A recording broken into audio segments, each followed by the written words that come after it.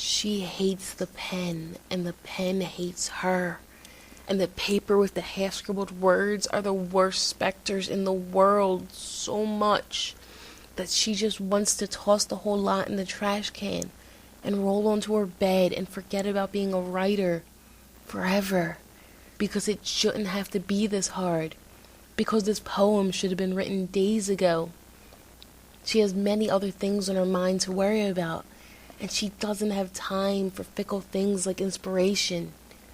But she hates her writing, and she hates the pen. So she closes her eyes and tries not to think. That's not what she should be thinking of.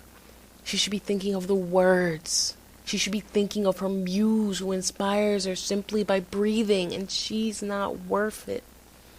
Is any of this worth it?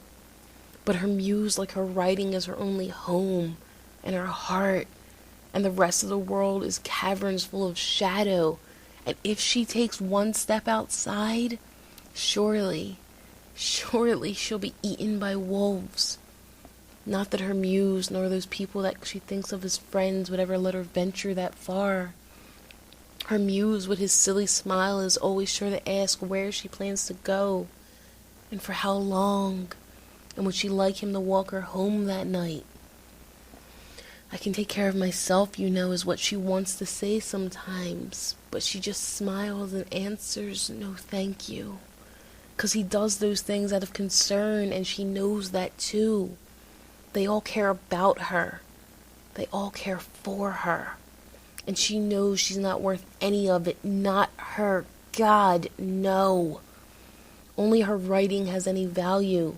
And that's good enough if it means her existence is worth something. Anything. If only she could put her feelings, her passions, and loves into a little box. Keep it under lock and key. Let it stay this beautiful forever. If only she was made of wood and metal. If only she was a statue or even a princess in a fairy tale. But what's the point of fairy tales anyway? They're only dreams and illusions and lies that will somehow surface one day when you've outgrown your pigtails and had your first kiss and your first broken heart. If only she was content to stay in her cage. Her papers and computer screen have been looking like iron bars to her these days. She hates the tears that fall on the paper, and the merger of the words have started to creep out, shy and uneasy, awkward like one around their first love. Her first love ended awful. She hated that look in his eyes of not understanding, of happiness at her misery. Why are people so happy when others suffer? Up until now, love hated her almost as the pen does. She does not want to write about that heartache or any heartache for that matter. But that's the only source she seems to have. The one wellspring that has not emptied out inside her.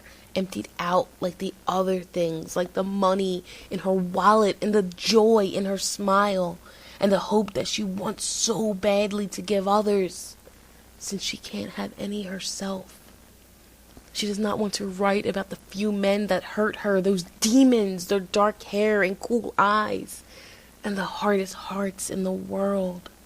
She does not want to write about how she has been trapped in her own voice, in her own nest, in a fortress of loneliness, and muted feelings, and painful thoughts.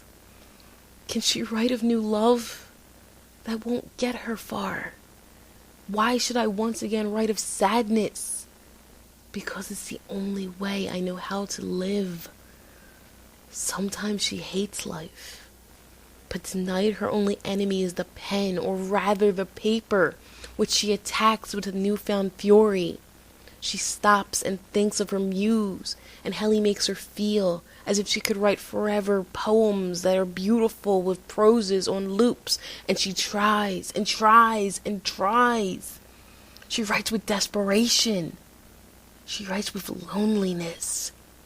She writes the only way she knows how, as if her heartbeat depends on it, as if her existence depends on it, and it does. Oh, how it does.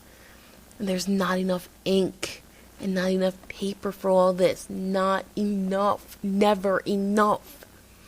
The sun is coming up and spilling into her room. The sun is like a rainbow cutting through the prisms that are really tears in her eyes, and it's finally done. She looks it over with a big smile and holds out her final work to her muse before submitting it online as well. He scans the page with indifferent expression, but he hands it back to her, and he has a gentle smile on. Oh yes, how she hates that too. And he says, I like it. It's great. The same words will be said by anyone who glances it over. Her chest is a complicated swamp of knots, and it all tightens up inside her. All that hard work and hurt just for a short phrase, and it's worth it. It's all worth it. Never mind all the years that she wasted nursing this little ache. Never mind all the years she knows she will still waste. At least it's easier to write when one heart feels like it will burst, which in her case could be forever. That seems to be the only time the gods have any sympathy, and that's fine. After all, when she's not busy hating those faceless idols, she passes the time by hating herself.